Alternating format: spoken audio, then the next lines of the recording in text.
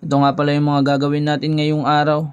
Tara, samahan niyo ako. Let's go. Ito nga pala yung normal day natin. Kaya pala tayo laging busy tuwing umaga and sa gabi. Ito yung mga ginagawa natin kaya pasensya na kung minsan mabagal tayo mag-reply. Dito piniprepare na pala natin yung mga dadali natin dun sa may tindahan. Medyo tinanghali na pala tayo dito ng gising kaya kailangan na natin bilisan. Sana mapunta sa hell. Paano yan todo pa rin? Dinadasal ko na sana manalo ka rin. Every day I pray. Big wins para sa lahat. Blessings para sa salat. Make sense sa gumaganap. Failures para sa tamad. Yeah, fuck that. Paano aangat dapat kahit malasiling na yung limit sinasagad. Laging ratatatat na aatat. Mga balaki mapagtapat-tapat. Dila din ang todo ng sagad-sagad. Ginigalawin ko pa agad-agad. Doon lahat-lahat. Dito papunta na pala tayong palengke nito. Malapit lang naman tayo kaya ilang minuto nandito na tayo agad. Nandiyan na pala si Airpat, nauna siya dito para buksan yan, mag-ayos-ayos ng ibang gamit at linisan yung attire naman. Ipiprepare natin yung mga lulutuin natin, then ayusin na rin natin yung ibang gamit habang inaantay natin kumulo yung mainit na tubig. Gap yung kumakalaban sa lang sinasagad na lahat ng pwede habang wala pa sa heaven. Dinadasal man na sana mapunta sa hell. Asa kami? Paano yun tuto pa rin? Dinadasal ko na sana manalo ka rin. Hustle 24/7 level gap yung kumakalaban sa lang sinasagad. Pagtapos pala natin dyan, magkakape muna tayo. Ito nga pala yung kinakape natin, Nescafe puro every morning. Pero minsan nagti 3 in 1 din tayo pero mas trip natin tong Nescafe. Kasi mas nakagising to, sobrang tapang ng kape na to. Pero healthy naman kaya safe lang. Step, pwede ka bang mapabounce habang yung puto advance? Yung tinuturo sa fans, kada minuto may chance. Kada susubok, hindi yung susuko na lang pag natalo ko once. Plus, technique ko na trusted, kada meron. Ito magsisimula na pala tayo magluto ng itlog. Uunahin lagi natin yan para malinis yung mantika palagi. Susunod na natin yung mga hotdog dyan. Pagsasabay-sabay na natin yan para mabilis tayo.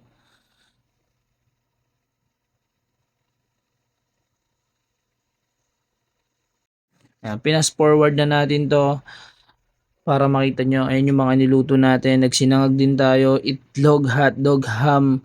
Ayan yung mga niluto natin. Puro prito lang naman yan kaya mabilis tayo. Pagtapos natin magluto, kakain muna tayo saglit. Tapos bibil na rin tayo ng mga kailangan natin dito. Pero bago yon, pupunta muna pala tayo sa pagasan para magpagas dahil wala na tayong gas. Ayan, sobrang mahal na ng gas ngayon. Magkano na ang full tank natin? Dati 150 lang, ngayon umaabot na ng 300 plus. Pagkatapos pala natin bumili ng mga kailangan natin, babalik na tayo sa tindahan.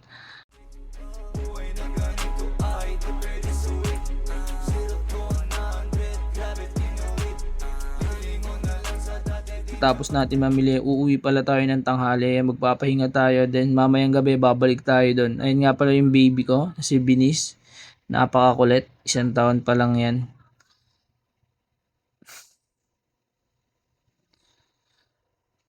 May nag-walk-in din pala sa atin, yung tropa nating putik. Ayun yung kinuha niya sa atin, t-shirt na Jordan. Tapos may nadaanan tayong ukayan, dito lang malapit sa amin. May nakuha pala tayong 2 George, isang pambabae, isang panlalaki. Dito mag-aayos na pala tayo ng mga ipapaship natin, yung mga nakuwang items sa atin kahapon. Ito pala yung nakuha sa atin, isang vintage na Nike Lakers, tapos isang Jordan na jersey din. Vintage din pala yon. Then maraming issue yan kaya mababa lang natin binigay. Ito nakuha rin sa atin itong Tommy, saka isang shirt na Nike vintage. Yan, Oregon Ducks. Tapos isang baggy pants. Yan, shoutout pala sa mga bumili sa atin. Alam nyo na kung sino kayo. Di na natin babanggitin yan. Yan, sa mga bumibili pala sa atin, maraming salamat palagi sa inyo.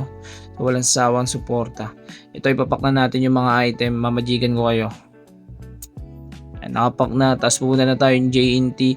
Yung 3 doon ipapaship natin. Yung 2 inaspack.